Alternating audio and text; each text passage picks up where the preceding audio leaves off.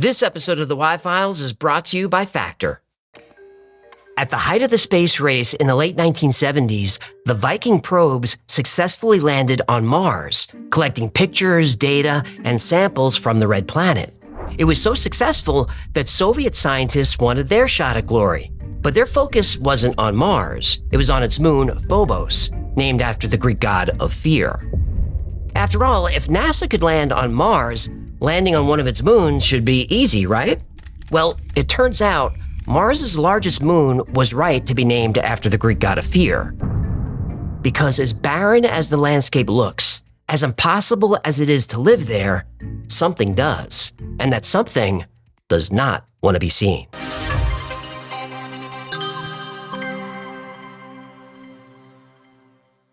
Oh, I'm sorry, human. I have to give my 2 weeks' notice. I found Human, you gotta go to the grocery store. There's no food in this house. It's an emergency. What do you mean? I just got groceries yesterday. What, that stuff? You got nothing but meats and vegetables. That's what groceries are. Oh, that means I have to cook something. Then just run out and grab something. Just run out and grab something, he says. You know I can't do that. Last time I went out there were paps in the bushes. Those were not paparazzi, those were landscapers. I know a pap when I see one. That weed whacker was a ruse. Listen, I'm so hungry I can eat a beaver. Beaver? You know those very wet things that live in our house? I know what a beaver is. And by the way, that's not how that expression goes. What? So hungry I could eat a beaver? Please stop saying it. It sounds gross. What?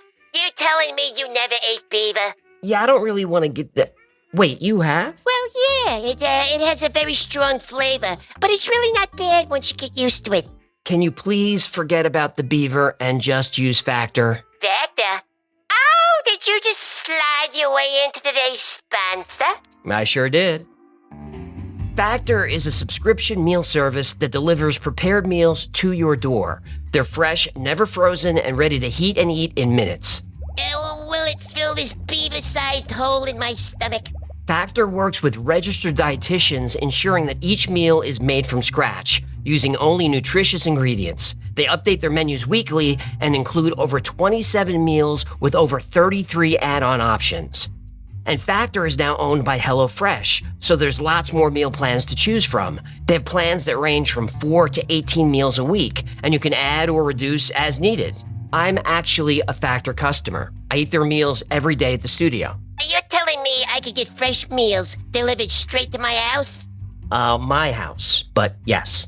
Head to factor75.com or click the link below and use code TheYFiles50 to get 50% off your first Factor box. Factor75.com and use code TheYFiles50. You got it. Okay, boys, you can get out of the pot. I told the Beaver Brothers the crock pot was a hot tub. They really dodged the bullet. I almost ate a lot of beaver tonight.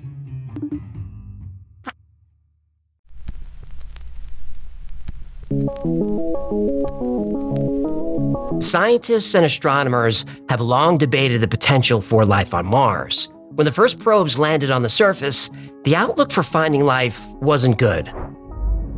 The landscape was barren, the atmosphere a reddish-green haze. This did not look like a planet that could support even the simplest life forms. However, after further study, opinions have changed. As I've shown on this channel, NASA has been taking some creative license with their photography. Link below to the video about Mars and the NASA cover-up. Right. The Martian atmosphere is actually bluish-gray, not green or red. And the surface of Mars used to be a lot like Earth, covered in vast oceans of water, liquid water, just like Earth. As you know, the Earth has a spinning iron-nickel core that creates a magnetic field. This field protects us from solar wind and radiation. Well, billions of years ago, Mars had a similar core, which gave it similar protection. But eventually the Martian core stopped spinning, and without the protection of its magnetic field, solar wind stripped away most of the Martian atmosphere. The reason there's water on Earth is because our atmosphere is actually pretty heavy. When Mars lost its atmospheric pressure, its water evaporated into space. Well, most of its water. There's still water frozen in the Martian ice caps. Scientists have even discovered organic compounds in Martian rocks, compounds that are the building blocks of life. So, if there are signs of life on Mars, what about its moons? Could there be life there too? Well, Mars has two moons, Phobos and Deimos, both named after the sons of the Greek god Ares. American astronomer Asaph Hall discovered them in 1877. Now, Phobos is the larger and closer of the two moons, but large in this case is misleading. It's only about 14 miles across. For comparison, our moon is 2,000 miles wide. Phobos is also oddly close to Mars, only about 5,000 miles away. Our moon is 200,000 miles away. Phobos is covered with massive craters and dents. The surface is dull with no atmosphere. It's not round at all. It's been called a giant potato. Phobos looks more like an asteroid than a moon. And for a long time, astronomers thought Phobos and Deimos were asteroids that got captured by Mars's gravity. Not only do they almost perfectly resemble asteroids, they appear to be made out of the same type of rock. But their orbit is so oddly close to Mars that scientists from the Japan Aerospace Exploration Agency, or JAXA, proposed another theory. Instead of being trapped asteroids, Mars's moons might have formed in a similar way to our moon. Oh, you mean created by aliens in a distant part of the galaxy and brought here to serve as a base of operations? No, I'm talking about the giant impact hypothesis, that a large object collided with the Earth and the moon was formed by the debris from the impact.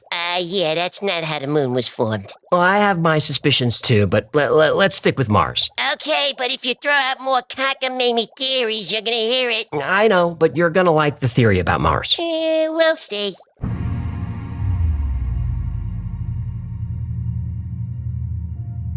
If an asteroid strikes a planet hard enough to create debris, a moon can form, or in the case of Mars, two moons. And there's scientific evidence to back it up. Just like Mars, scientists have found inactive signs of life on the tiny moon. Possible remnants of microorganisms or DNA, aka the building blocks of life. Martian life. Okay, you're right. I like this theory. According to one of the lead scientists at JAXA, Phobos is an ideal natural laboratory. If Martian life once existed and was widespread elsewhere on Mars, the chance that its dead remains exist also on Phobos is, in my opinion, relatively high. This is because numerous small asteroidal impacts on Mars eject Martian surface material, and the ejecta is relatively easily transferred to Phobos. Another scientist on the team had a similar thought. In my opinion, of all the chances for finding life as we know it in the solar system, the surfaces of Mars and Phobos are our best bet. Phobos is a time capsule of ancient Mars. If ancient life existed on Mars, its moons could be the key to unlocking the Red Planet's secrets. In fact, Phobos could be the key to unlocking many secrets. Even though it's smaller and less symmetrical than our moon, it has one surprising similarity. Like our moon, Phobos might be hollow.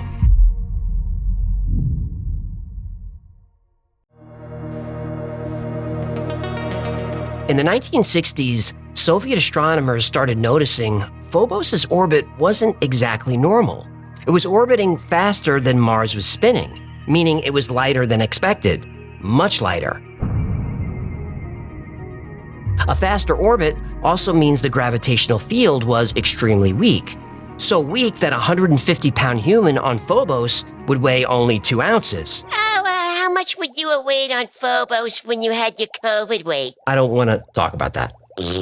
The idea of Phobos being hollow gained traction in the 1950s and 60s. Russian astrophysicist Joseph Shklovsky and even Carl Sagan proposed that the moon's unusual orbit could mean only one thing: Phobos must be hollow.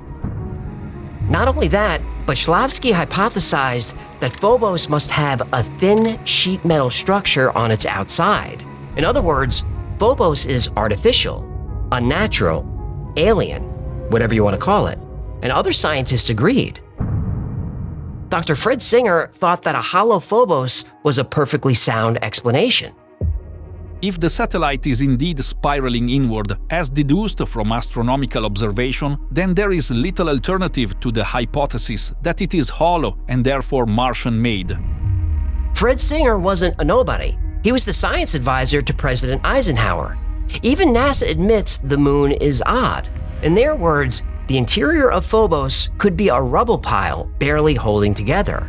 One Phobos researcher said the moon appears to be held together by a kind of mildly cohesive outer fabric. Outer fabric like Martian sheet metal? Could be. Whatever it was, astronomers and scientists from around the world were beginning to suspect Phobos was hiding some secrets. And the Russians? They wanted in.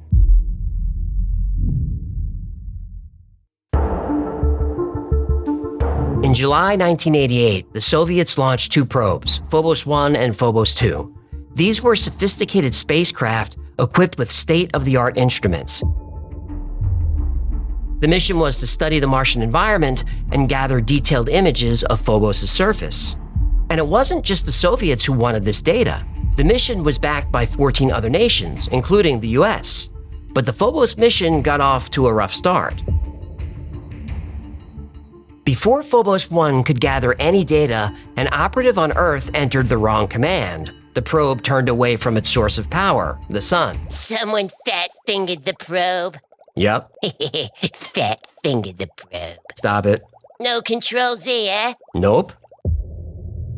With no power and no radio contact, Phobos 1 was lost to space.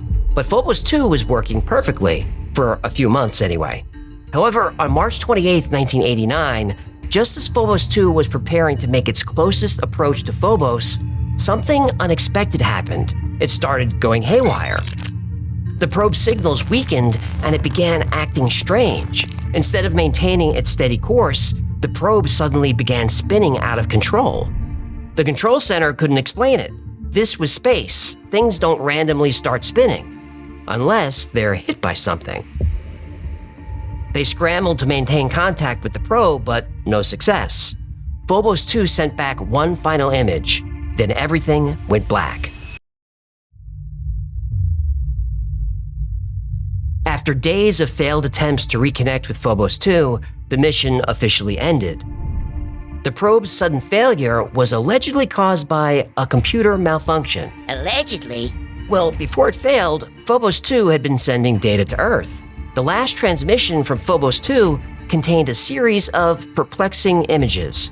And the last image Phobos 2 sent to Earth provided proof that it didn't fail because of a simple computer malfunction. Phobos 2 was attacked by a UFO.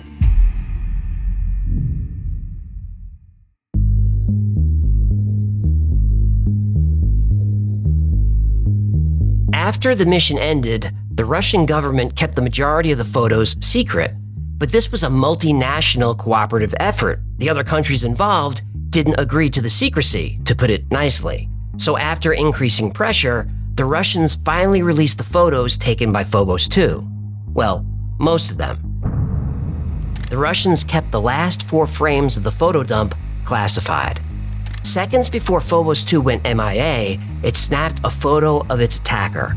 It depicted a long elliptical shadow cast on the surface of Phobos. A massive oval object was hovering above the moon. The shadow's shape and size could not be explained as natural phenomena. Some scientists thought it might be a shadow or a trick of the eye, while others speculated that it was an object. Either way, something was there that shouldn't have been. But without those last 4 classified photos, it was hard to know exactly what it was. Then, in 1991, Soviet test pilot Maria Popovich revealed one of those top secret Russian photos, and suddenly it all became clear. In the picture, a long elliptical object is clearly seen approaching Phobos. It's estimated to be 15 miles long. On a recent sightings episode, we brought you information about the possible destruction of a Soviet space probe called Phobos by a UFO. Phobos 2 was sending back pictures, as usual when suddenly the last picture from Phobos arrived. On that picture you could see Phobos, the Martian moon, and an oblong-shaped object. The object cast a passing shadow on Mars. And it's interesting to note that these photos were taken with infrared cameras. Infrared is used to measure the temperature of objects. If the object were a shadow or trick of the eye, it wouldn't appear in an infrared photo. The question then became, what was it? And why would it attack the Phobos 2 probe and cut its transmission? Did it think the probe was a threat? Or was there something it was trying to hide? Because Phobos 2 sent back another very interesting image. It was a close-up photo of a region of Mars, and in that photo is what looks like the ruins of an ancient city.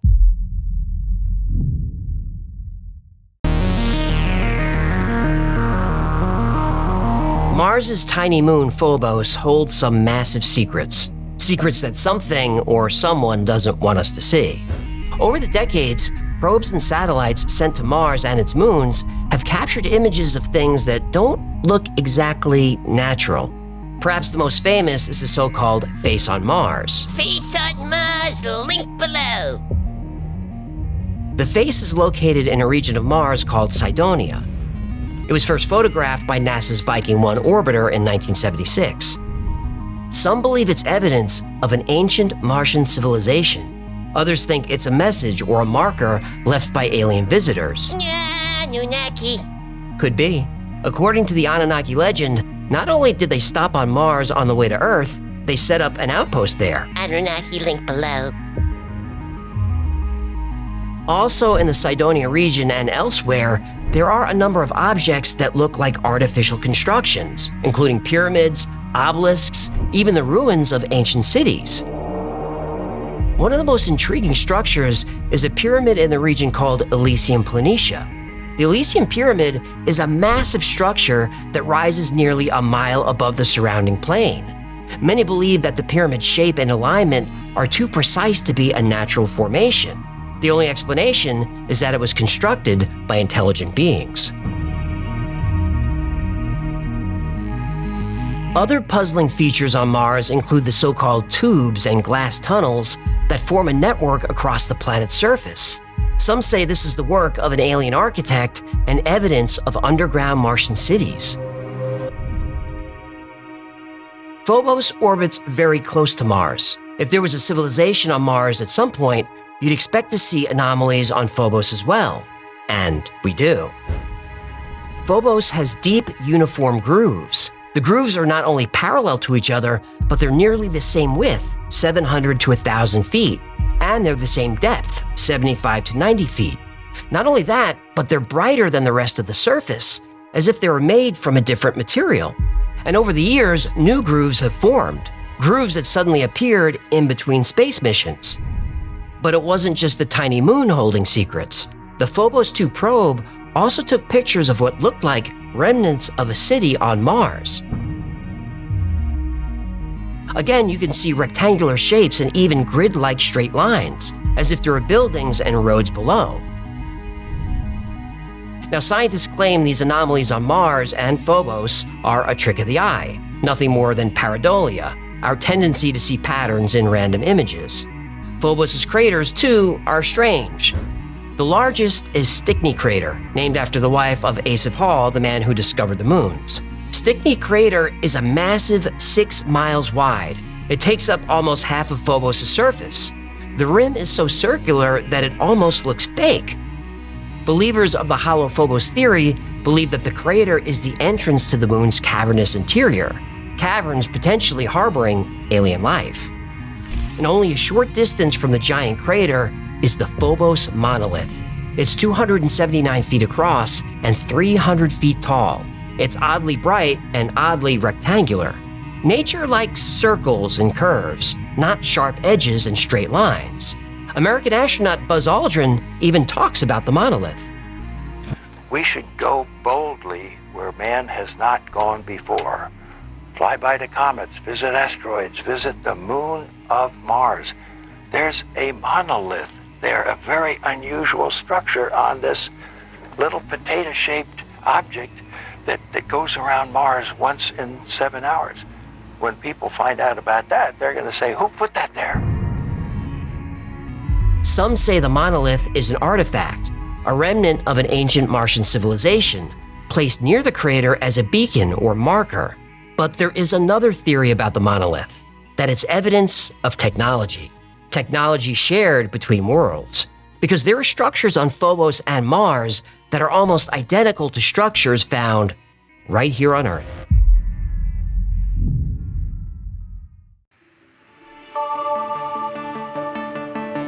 In the Cydonia region of Mars, along with the face and what appear to be buildings, a number of obelisks have been identified. These structures seem to be arranged in a precise geometric pattern, forming a series of interlocking triangles and hexagons, too precise and too consistent to result from natural processes. But when you think of obelisks, you can't help but think of ancient Egypt, and you can't talk about Egypt without mentioning the Great Pyramid of Giza. And there's a theory that the Great Pyramid was not a tomb or monument, that it was an ancient power plant. And there's scientific evidence to support the theory that the pyramid created electricity, a lot of it. Nikola Tesla even tried to replicate this technology. Tesla pyramid, link below. So now we have to consider the electric universe theory. Electric universe theory link. Well, it's below. This theory says that electricity, not gravity, is the dominant force in the universe. Everything is part of a vast interconnected web of electric currents. Every planet, every star, and every galaxy, all connected. And that electricity is all around us, everywhere. Now, if that's true, the pyramids around the world, like those in Egypt, Mexico, Indonesia, and Peru, could have been tapping into this electricity field. This is zero-point energy, which exists in all quantum fields. It's all around us all the time. The pyramids could have harnessed that energy and transmitted it around the world to the obelisks, which were like power substations.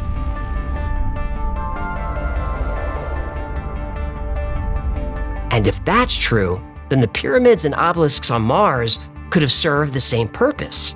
Remember, Mars used to have water and an atmosphere, just like Earth. And maybe the monolith on Phobos was another one of those power substations, harnessing zero-point energy and delivering power to whatever's inside.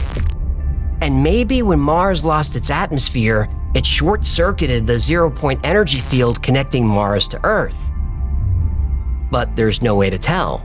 No scientist will look into zero-point energy. Well, that's not completely true. Quite a few scientists have investigated zero-point energy. Some have even patented devices that they claim could tap into this energy field and provide free electricity to everyone, everywhere on the planet. We even have an episode coming up on these devices. But, spoiler alert, all those patents were seized by the government, and all the scientists are dead.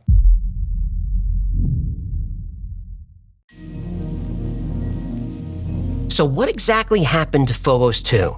Why did it start spinning out of control? Why did Russia keep the photos classified for so long? What are the anomalies and who or what created them? Well, like the Mars episode, this one is difficult to debunk, but not impossible. Let's start with the facts. All the mystery surrounding Phobos 2's sudden failure is true. In 1989, Soviet scientists published a report in Nature magazine about Phobos 2's experiments. Only 3 paragraphs in the 37-page report discuss the probe's loss. They admit not only that it was spinning, but that it was possibly struck by something. Now, whether it was targeted by an alien ship, we don't know. But what the Russians downplayed was it was spinning before it got to Mars. Phobos 1 went dark, that's true, and Phobos 2 was malfunctioning the whole time. Because it was spinning, Phobos 2 was transmitting data all over the place. The data that did get back to Earth was messy. The cameras weren't working properly. The giant 35-mile-long cigar-shaped UFO, it was a data glitch. But the story is worse than that. Remember how Marina Popovich came forward as a whistleblower? She said that the image of the giant cigar-shaped craft was the last one sent before the probe went dark. Well, that wasn't true. There were actually 57 more images sent back to Earth for 2 more days.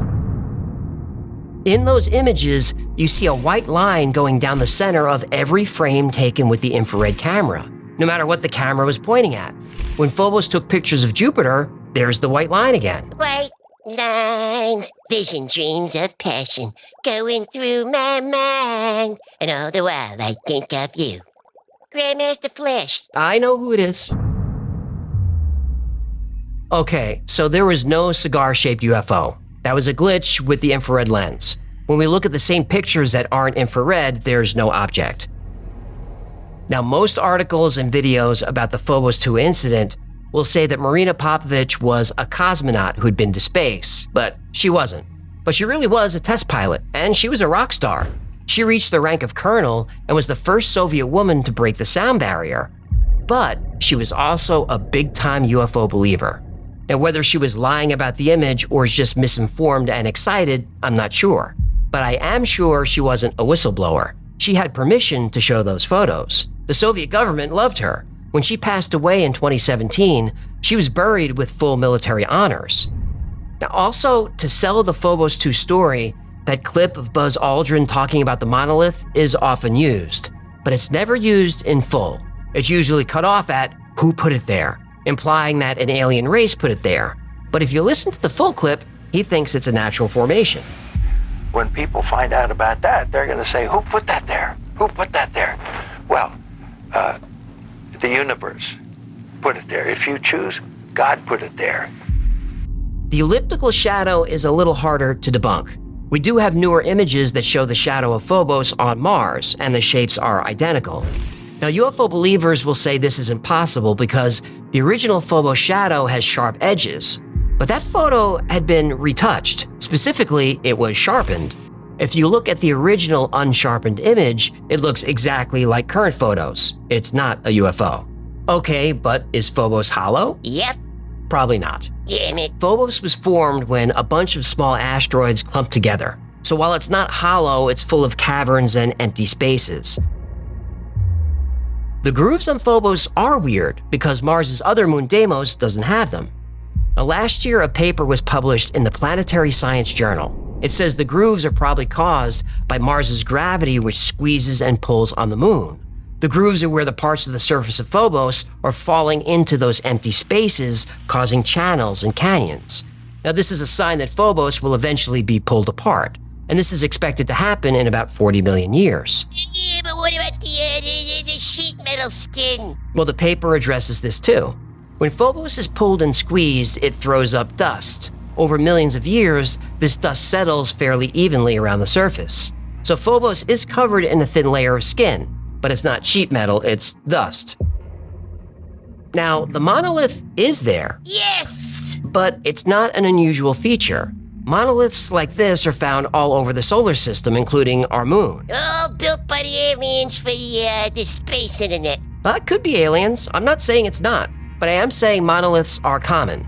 They could be common because they were placed there, we don't know. The pictures of the city on Mars is probably pareidolia, but until we go there, we won't know for sure. Now, the glass tubes and tunnels actually were explored, and they're not glass tubes at all, just rock formations. I get so annoyed when everything is debunked. Well, I don't know if I debunked everything, but I think I presented enough information to help you separate the facts from a lot of wrong information that's floating around the internet. There's still so much we don't know about Mars. Regardless, Phobos is still a very interesting object, and scientists believe evidence of life could be there. All we have to do is land a probe there and check. It may be a coincidence, but every mission to land on Phobos has failed. But we're not giving up. This September, Japan is sending a probe to Mars, and that probe is scheduled to collect samples from Phobos late next year. And that probe could answer all the questions about this mysterious moon. Unless the aliens shoot it down.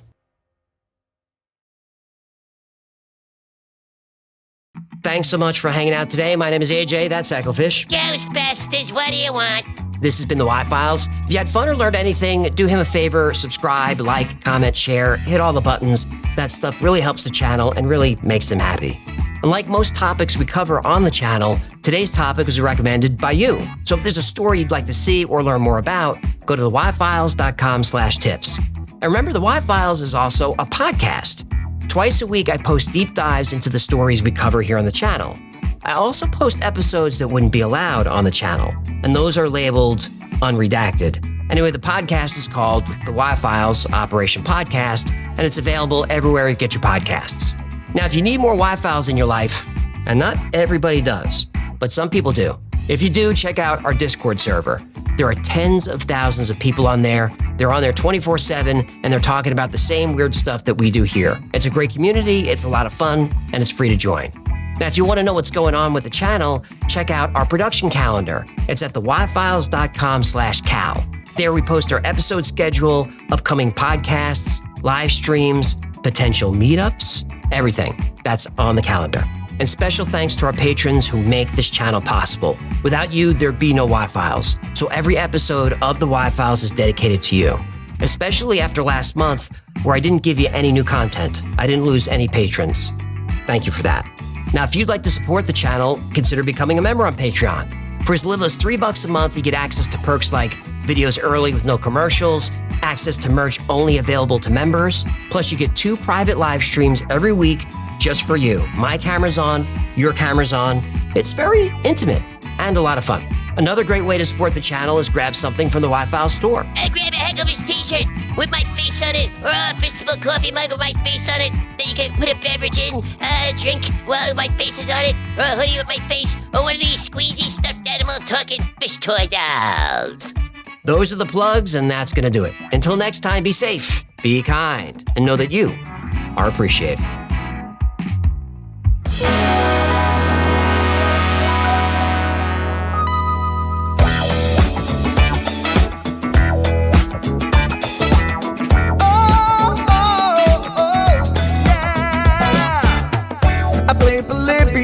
In Area 51, a secret code inside the Bible said I would. I love my UFOs and paranormal fun, as well as music, so I'm singing it like I should. But then another conspiracy theory becomes the truth, my friends, and it never ends. No, it never ends.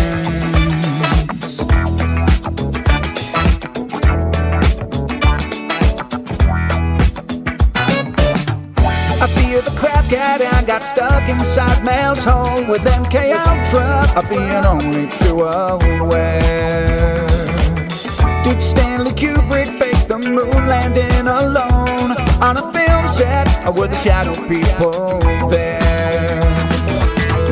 The Roswell aliens just fought the smiling man, I'm told, and his name was Cold. And I can't believe I'm dancing with the fish. Head no fish on Thursday nights, Wednesday J2, and the Wi-Fi's helping me all through the night. All I ever wanted was to just hear the truth, so the Wi-Fi's on repeat all through the night.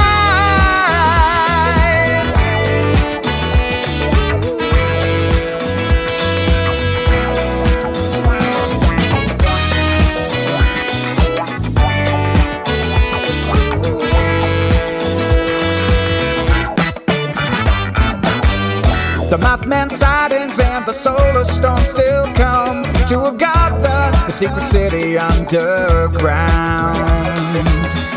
Mysterious number stations, planet Serpo 2, Project Stargate, and what the Dark Watchers found. We're in a simulation, don't you worry though. The Black Knight satellite, it told me so. I can't believe I'm dancing with the fish. Head no fish on Thursday nights, Wednesday J2, and the Wi-Fi's on repeat all through the night. All I ever wanted was to just hear the truth, so the Wi-Fi's on repeat all through the night. Head no fish on Thursday nights, Wednesday J2, and the Wi-Fi's on repeat all through the night.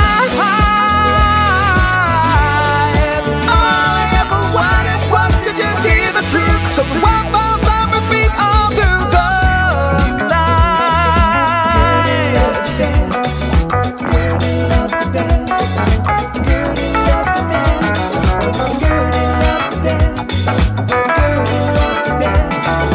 Gertie loves to dance.